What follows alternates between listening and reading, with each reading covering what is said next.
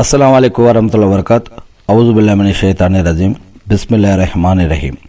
శాపగ్రస్తుడైన సైతాన్ బారి నుంచి సృష్టికర్త అయిన అల్లాహ్ యొక్క రక్షణని, అల్లాహ్ యొక్క సహాయాన్ని, రక్షణ వేడుకుంటూ ఉన్నాను. ఆమీన్. ప్రవక్త ముహమ్మద్ సల్లల్లాహు అలైహి వసల్లం పైన శాంతి సుఖాలు కురిపించండి వల్ల ఆమీన్.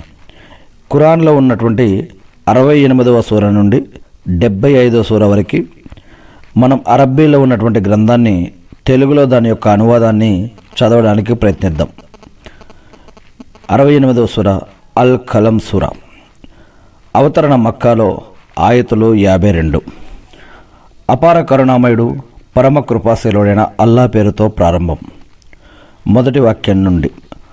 నూన్, కలము సాక్షిగా, వారు దైవదూతలు, వ్రాసే వ్రాత సాక్షిగా. ఓ ముహమ్మద్, నీ ప్రభువు అనుగ్రహం వల్ల నీవు పిచ్చివాడవు కావు. నిశ్చయంగా నీకు ఎన్నటికీ తరగని పుణ్యఫలం లభిస్తుంది. ఇంకా నీవు నైతికంగా అత్యున్నత స్థానంలో ఉన్నావు. కాబట్టి త్వరలోనే నీవు చూస్తావు, వారు చూసుకుంటారు. మీలో మతిస్థిమితం లేని వారెవరో అందరూ చూస్తారు. తన మార్గం నుండి తప్పిపోయిన వారెవరో నీ ప్రభువునకు బాగా తెలుసు. సన్మార్గం పొందిన వారెవరో కూడా ఆయనకు బాగా తెలుసు. కాబట్టి నువ్వు ధిక్కారుల మాట వినకు.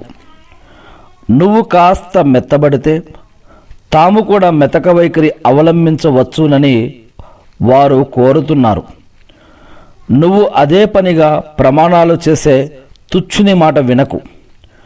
వాడు ఎంతసేపటికి చులకనగా మాట్లాడుతూ చాడీలు చెబుతాడు. మంచి పనులను అడ్డుకుంటాడు. బరి తెగించిపోయే పాపాత్ముడు వాడు. మిక్కిలి కర్కశుడు, వీటన్నిటికీ తోడు కలంకితుడు. ఇంతకీ వాడి తలబిరుసుతనానికి కారణం వాడికి సిరి సంపదలు, పుత్ర సంతానం ఉండటమే. కాబట్టి నువ్వు అతన్ని అనుసరించక్కు. వాడి ముందు మా ఆయతులను పఠించినప్పుడు అవి పూర్వీకుల కట్టుకథల అంటూ తేలిగ్గా కొట్టిపారేస్తారు. ఇక మేము త్వరలోనే వాడి తొండంపై, ముక్కుపై వాత వేస్తాము. మేము తోటి వారిని పరీక్షించినట్లే వీరిని, మక్కా వారిని కూడా పరీక్షించాము.